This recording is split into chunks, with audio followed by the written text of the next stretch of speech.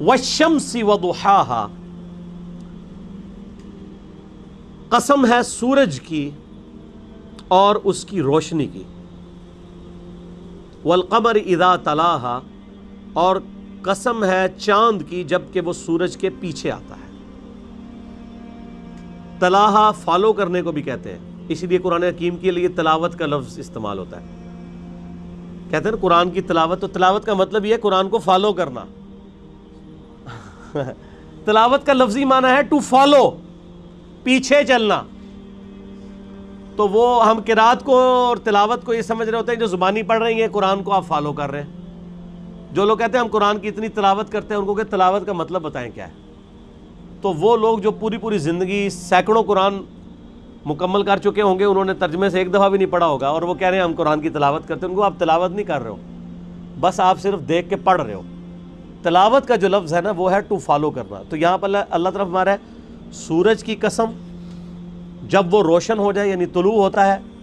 اور جب وہ سورج غروب ہوتا ہے تو چاند اس کو فالو کرتا ہے۔ فالو کیسے کرتا ہے کہ پہلے سورج طلوع ہوا تھا، سورج غروب ہوا، جیسے ہی سورج غروب ہوا تو چاند پیچھے سے آ جاتا ہے، اس کی روشنی، وہ اس کو فالو کر رہا ہوتا ہے۔ ہماری تلاوت جو فالو کرنی ہے وہ یہی ہے کہ وہ بعض لوگ جو ہے نا قرآن پاک پڑھتے ہوئے نا انگلی یوں لے کے چل رہے ہوتے ہیں کہیں دوسری لائن میں نہ سلپ ہو جائے، تو انگلی کے ذریعے وہ ضرور فالو کر رہے ہوتے ہیں کہ ٹیکسٹ کو فالو کر رہے ہوتے ہیں۔ اس کو بھی ویسے آپ کہہ سکتے ہیں کسی معنی میں تلاوت ٹو فالو دا ٹیکسٹ، لیکن ٹیکسٹ کو فالو کرنے کا یہ مطلب ہے کہ اس میں جو لکھا ہے اس پہ عمل کرنا ہے۔ اس کی مثال آپ یہ سمجھیں، اگر روڈ کے اوپر یہ لکھا ہو کیپ لیفٹ، اور آپ اس سائن بورڈ کو پڑھ کے منہ سے کہتے رہے کیپ لیفٹ، اور آپ کا اسٹیئرنگ رائٹ پہ جا رہا ہو، تو آپ لا کہتے رہے کہ میں نے پڑھا ہے، وہ کہ جناب یہ پڑھنے کے لیے نہیں تھا،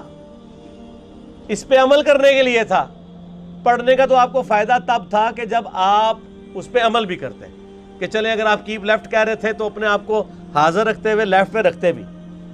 آپ جا رہے ہیں دوسری سائڈ کے اوپر اور پڑھ رہے ہیں کیپ لیفٹ۔ قرآن کے ساتھ بھی یہ ہو رہا ہے،